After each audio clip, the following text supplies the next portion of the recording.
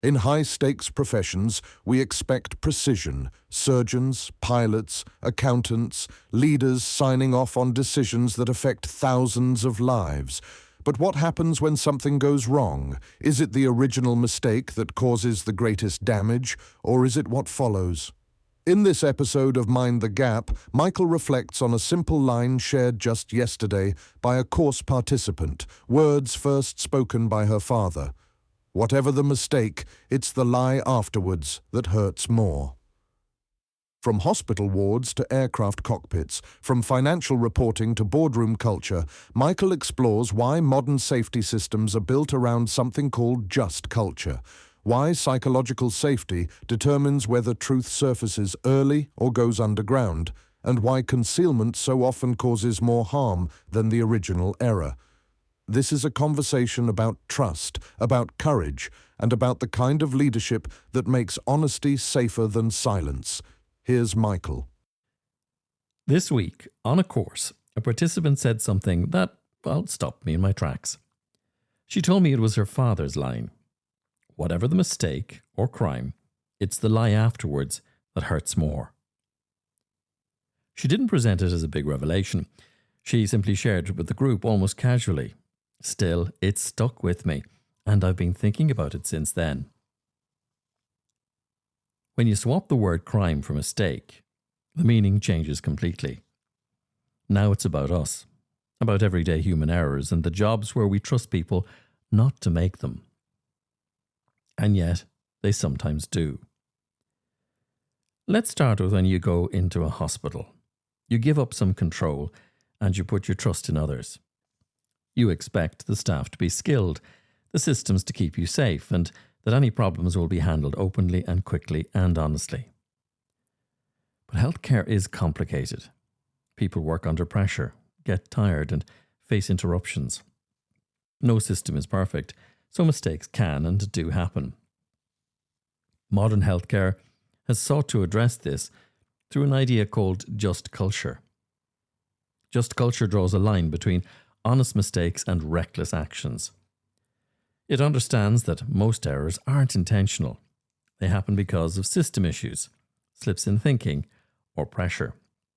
But just culture only works when people feel safe enough to speak up about mistakes. If admitting an error leads automatically to humiliation or punishment, reporting drops, silence grows, and the system becomes blind to its own vulnerabilities.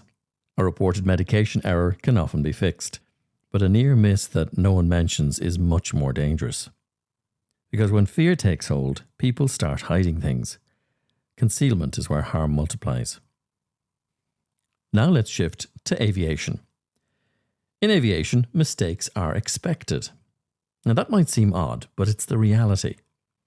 Pilots learn that everyone has limits. Checklists help because people forget things. Cross-checks are there because attention can wander.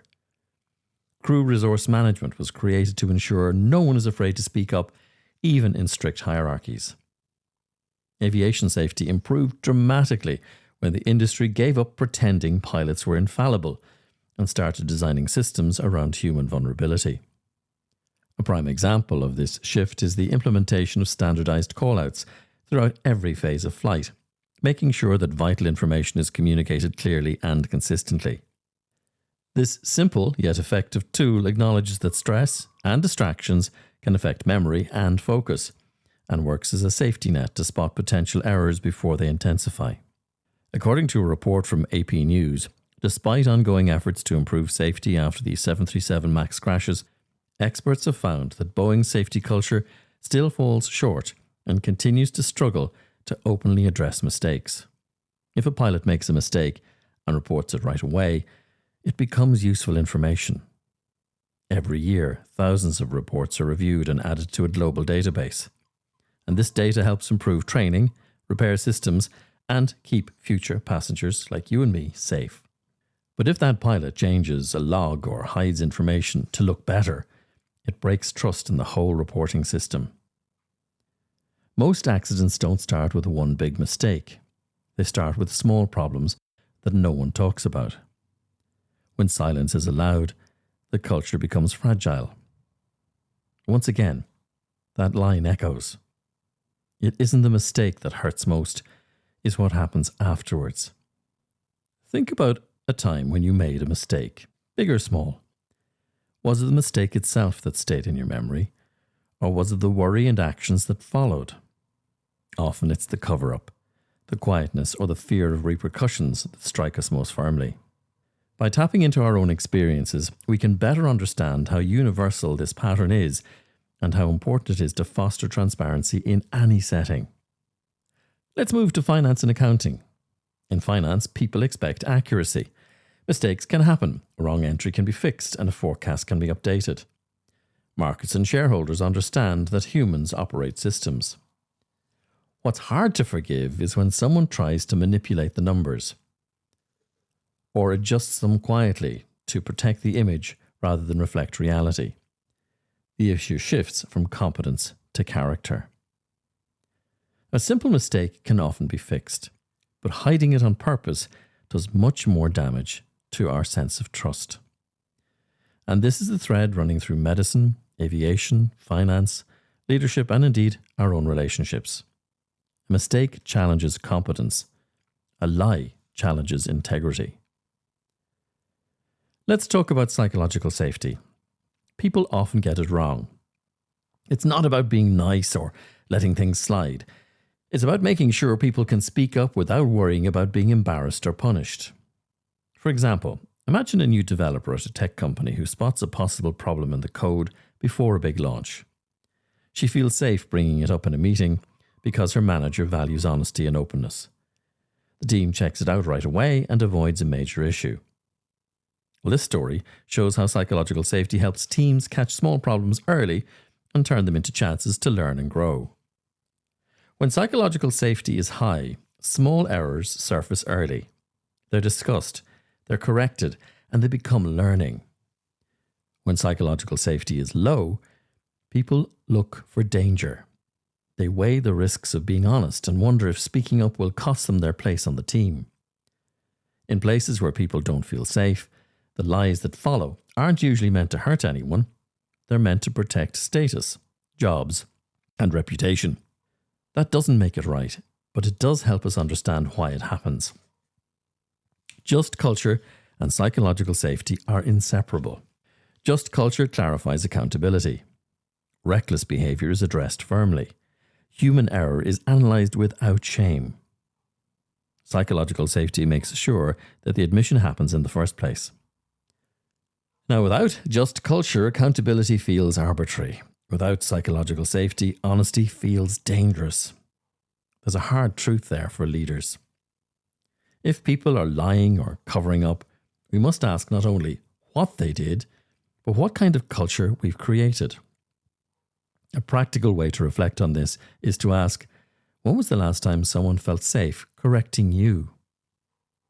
This diagnostic question urges leaders to conduct self-audits. Do people believe they can survive being wrong? Do they trust that early admission will be met with interest rather than condemnation? Or have we created places where people are expected to be perfect and showing weakness is punished?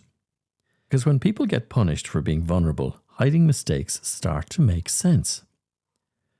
I've seen this across different domains. In flight decks, a junior pilot hesitates before challenging a captain. In clinical situations where hierarchy muted a critical question. According to Academy Flex, in high-risk financial environments, it's important for team members to feel safe taking interpersonal risks. Yet in some corporate settings, finance teams sense issues, but they're reluctant to speak up. I've also witnessed situations where the opposite occurs. Leaders who say calmly, "Tell me early, I'd rather deal with a small mistake than a hidden one." That sentence alone changes things. It tells the team they're safe to speak up. It shows that honesty matters more than perfection. That sentence alone changes behaviour. It shows stability and strength. It tells the team that their worth isn't threatened by an honest mistake. But there's a bit of a paradox here. When someone quickly admits a mistake, trust can grow. This isn't just a story. Research shows that being open after an error develops trust. It shows strength, not fragility. Hiding mistakes sends the message that the team or system is fragile. And so I keep coming back to what was said on the course the other day. Whatever the mistake, it's the lie afterwards that hurts more. It sounds simple, but it's true in hospitals, flight decks, boardrooms, and even at home. Perfection is unrealistic. Timely honesty is not. If we want safe hospitals, we have to make reporting safer than hiding. People need to know they can speak up without fear. That's how we build a culture of learning. If we want safer skies, we must reward disclosure over ego. And if we want stable organisations, we must ensure truth does not cost the sense of belonging. Because the real damage rarely begins with the error. It begins with silence. Move toward the truth quickly, not because we expect perfection, but because trust grows when we're open.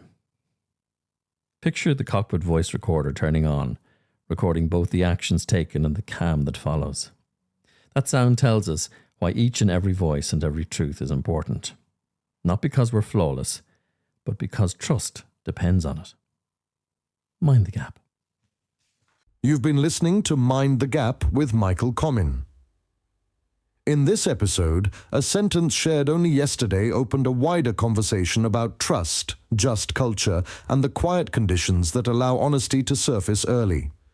From healthcare to aviation to finance, the message was simple but demanding. Mistakes may be inevitable. Concealment is not. If this reflection resonated, follow the podcast and share it with a colleague or a team who care about building cultures where truth is safer than silence. Michael's books, Mind the Gap, The Next Station Is, and Between the Lines are available on Amazon in print and audio. Until next time, thank you for listening.